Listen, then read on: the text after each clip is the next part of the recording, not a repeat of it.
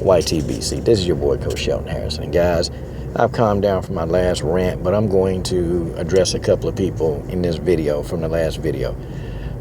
You know what, guys? I'm gonna address, the first person I'm gonna address is Mr. Dave Kemp. Or Dave Faggot. What's his name? Dave Kemp, Dave Kempo, Dave Kemp Faggo. Okay, stop, Coach. Don't you call this man an FAG. Stop it. Okay, his name Dave Kemp. Gabe or Dave, whatever his name is. Oh, he got Gabe Rosado. Oh, yeah. Yeah, I bet you probably like Gabe Rosado, a ghost account. Hey, didn't you just get your ass whipped by Triple G, Gabe?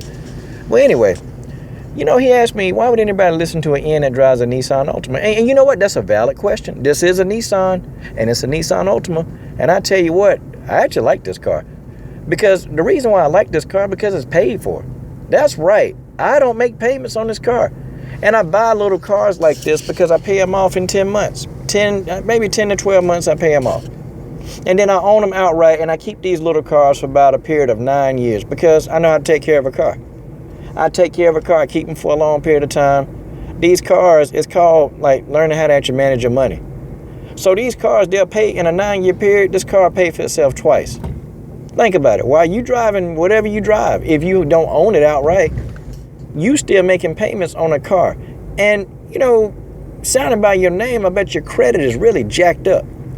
So I got 2 cars, 2 little cars that they're outright paid for. They're mine. So that's why I drive them, because they're easy to pay for and they're good on gas. I mean, why else would I do that? Because I'm not balling. I've never came on here and said that I'm rich. I'm not a rich person. Coach Shelton Harrison ain't rich. He ain't balling. Please. So miss me with that. Okay, miss past my head with that rhetoric you talking. Now, I want to talk to some of y'all because many of y'all, you guys are kind of upset. And you guys thought that I just completely turned my back on Canelo. That ain't it. I told you I'm still a fan of Canelo, and I'll never stop being his fan. But the thing of it is, and I want to address my brother Dia King, okay? I want to address him, a good brother, man. He's been subbed to me for a long time, man. Real good brother. Love his messages and comments, man. And whenever this dude takes time out of his schedule to leave me a response, I appreciate everything this brother says, man. And I'm talking about this guy done gave me words of encouragement. And I'm saying this because it's all out of respect. So I never dissed this man. He's just a good brother, man. And I appreciate the guy even being subbed. I appreciate him taking time, even 20 seconds to listen to a video that I even made.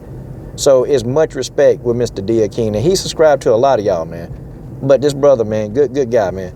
And he asked me, it's not fair, because Canelo technically has never fought at 160. And I agree with Dia King 100%. I agree with everything that he said, okay? My thing is, Canelo, he walks around and when he's not training, he's at about 190 pounds walking around. That's his walking around weight. And, the guy comes in over 170 pounds on fight night. I mean, this dude, we can speculate. We can say Canelo was about 180 pounds, but I'll say he was about 175 when he fought Amir Khan. I'll say he was about 168 to 170 when he fought Floyd Mayweather. Like, this guy, wants to be the bigger guy in the ring, which, okay, that's not a bad thing, but it's like when your opponents are consistently 20 pounds lighter than you, and you're walking through their punches, you're eating their punches because you can't feel them because really they're no competition to you, then that's a problem. And Canelo need to be fighting at 160 or he need to be fighting at 168. He need to be fighting at one of those 2 divisions. First of all, 155 is not even a division. It was never a division. He created that. He created that damn division himself. So 155 is not even a division. He need to go ahead, like, how are you going to hold the 160-pound title? How are you going to hold that belt?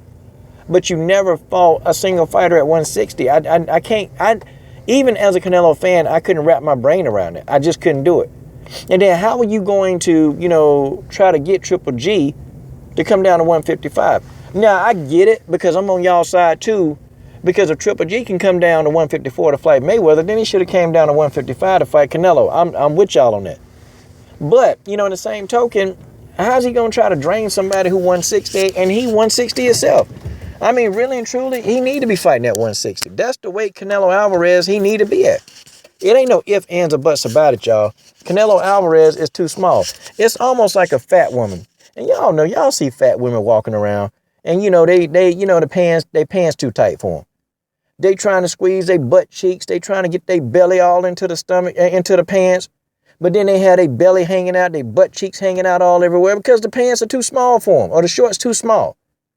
The shorts and pants are just too small, and they squeezing into them. Well, that's Canelo. Canelo was like that fat lady trying to squeeze into a pair of shorts that's too small. He can't because he's too small. I mean, he's too big to squeeze in a 155. And if you looked at Canelo on fight night, Amir Khan looked bigger. But then the next day, this dude put on, I don't know, 20 to 30 pounds. Like, what? And he came into the ring, and you can tell he was walking through Amir Khan's punches. Amir Khan kind of hit him, stunned him, buzzed him a couple of times, but it was nothing Canelo couldn't take. He walked through Amir Khan's punches. And that's not how it should be. That fight was a complete mismatch. But I even called that down the line. I said, Amir Khan getting knocked out, y'all. I'm telling y'all. Khan lasted longer than James Kirkland, but still, man, he was brutally knocked out. And that's going to be the result when Canelo gets into the ring with these small guys. Guys, we need to stop. He need to stop. He need to stop getting into the ring with these welterweights. He need to stop getting in the ring with these naturally smaller guys. Because we can see what happened, man. You know, he done been in some tough fights. He really have. But everybody who was actually close to him in weight or somewhat close, pretty much, yeah, it was a challenge. It was a challenge, man. It was a challenging fight. And I'm not saying that because I'm a Canelo fan. But guys, I can't be so biased that I can't see exactly what I'm seeing. And this is what I see. The man need to be at 160 or 168. People, that's just how that is. That's just the way that is. Y'all can like that or dislike that, but people, that's the truth. He need to stop trying to squeeze into 155. He need to stop, and he need to take his butt on up to 160 and go ahead and fight. And just go ahead. I mean, ain't no sense in trying to wait till Gennady Golovkin is 35 years old. Ain't no sense in waiting till Gennady Golovkin's skills are beginning to diminish. Go ahead and do it now because it's better for the legacy. Yeah, I know people gonna talk about, well, he can make more money, but what are y'all? Y'all ain't financial. Y'all ain't in charge of Canelo finances. Y'all are boxing fans like me. You're boxing fans like me. The dude need to fight Triple G before this year's out. He need to. Because I done already broke it down. The man turned 35 and 36. Yeah, he may still have most of his skill set, but that's going to start declining. It is, y'all. People, that's just the way that is. It is. Don't come on here and try to say that, you know, I'm down in Canelo. I'm not dogging Canelo. I'm a Canelo fan, and I done told y'all this. Okay? Stop it. I got more videos in my archives about Canelo Alvarez and me being a fanboy than any of y'all.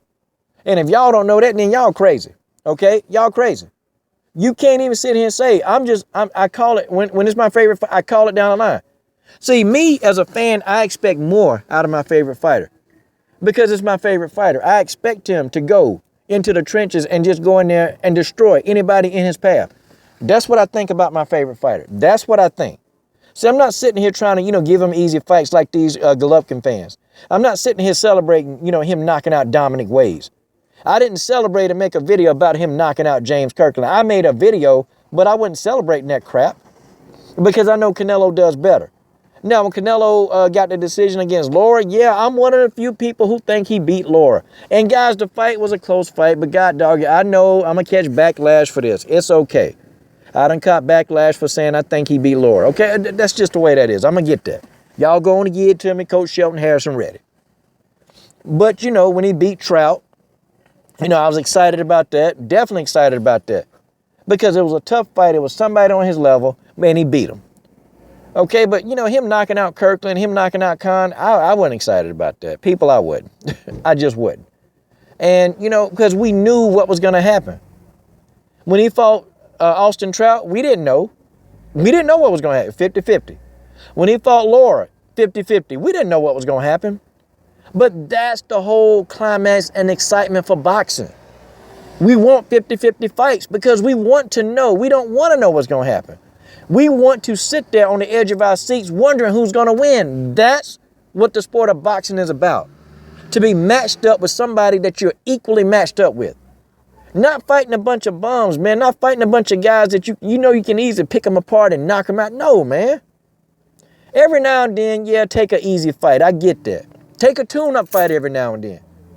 But all his fights shouldn't be him bringing welterweights up, man. I mean, blowing these welterweights up to fight him. Nah, man, that ain't cutting it for me. I demand more out of my favorite fighter. That's just how that is. This is your boy, Coach Shelton Harrison. I'm done.